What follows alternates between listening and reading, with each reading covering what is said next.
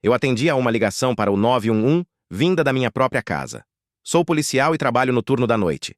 Qualquer pessoa que trabalha de madrugada sabe como as semanas começam a se misturar. Você para de contar os dias e passa a medir o tempo pelo quanto está cansado quando o sol nasce. Aquela semana tinha sido especialmente longa. Falta de efetivo, chamadas uma atrás da outra, daquelas noites em que você já está exausto antes mesmo do turno acabar. Era um pouco mais de 2 da manhã quando a central interrompeu o rádio e perguntou se havia alguma viatura por perto que pudesse atender a uma chamada de socorro. Não era violência doméstica. Não era emergência médica. Apenas uma chamada de socorro. A voz da atendente estava calma, mas cuidadosa, como se ela escolhesse cada palavra antes de falar. Ela leu o endereço. Esperei que ela continuasse, achando que teria mais alguma coisa. Não teve. Por um segundo, eu realmente achei que tinha ouvido errado.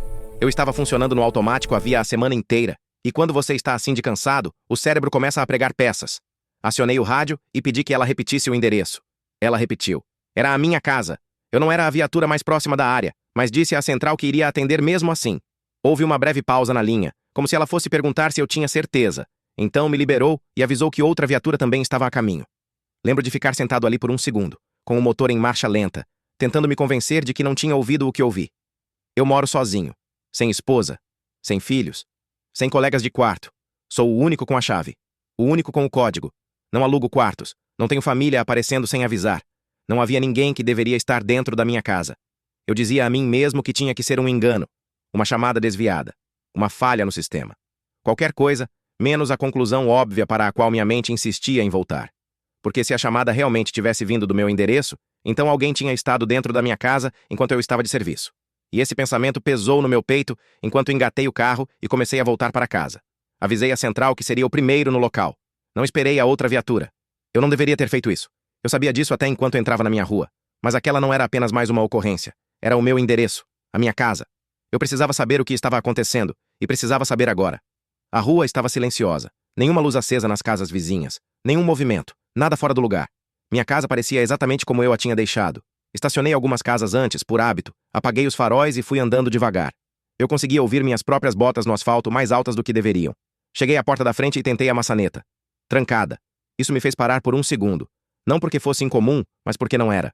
Eu sempre tranco a porta. Mas estar ali, de uniforme, atendendo a uma ocorrência da minha própria casa, de repente fez aquilo parecer errado. Acionei o rádio e avisei a central que estava no local. Então enfiei a mão no bolso e tirei as chaves. Havia algo profundamente perturbador em ter que destrancar uma porta para a qual eu estava respondendo como policial. Em tratar minha própria casa como uma ocorrência a qual eu não pertencia. O lugar onde eu deveria me sentir mais seguro agora parecia estranho. Destranquei a porta, respirei fundo e entrei. Acendi as luzes, já me preparando para encontrar algo errado. Não havia nada. Os móveis não tinham sido mexidos. Nada estava derrubado. Nenhuma gaveta aberta, nenhuma porta entreaberta, nenhum sinal de arrombamento em lugar algum. Cada cômodo estava exatamente como eu tinha deixado. O lugar parecia estranhamente perfeito, como se tivesse sido reiniciado. Como se alguém tivesse se certificado de que não havia nada para eu encontrar. Mesmo assim, revesti o resto da casa. Portas de armário, banheiro, quarto de hóspedes, ainda nada. Quando eu estava terminando, faróis iluminaram as janelas da frente. A outra viatura chegando. Soltei o ar que nem percebia que estava prendendo e fui em direção à porta para encontrá-los. O policial entrou, olhou rapidamente o ambiente e depois me encarou. Você não esperou reforço? Perguntou. Não soou irritado. Soou preocupado.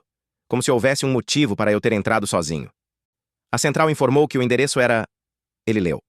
Meu endereço. A expressão dele mudou quando caiu a ficha. Revistamos a casa novamente. Juntos, dessa vez. Por mais estranho que fosse revistar um lugar que já estava vazio, fizemos isso mesmo assim. Cômodo por cômodo. Ar.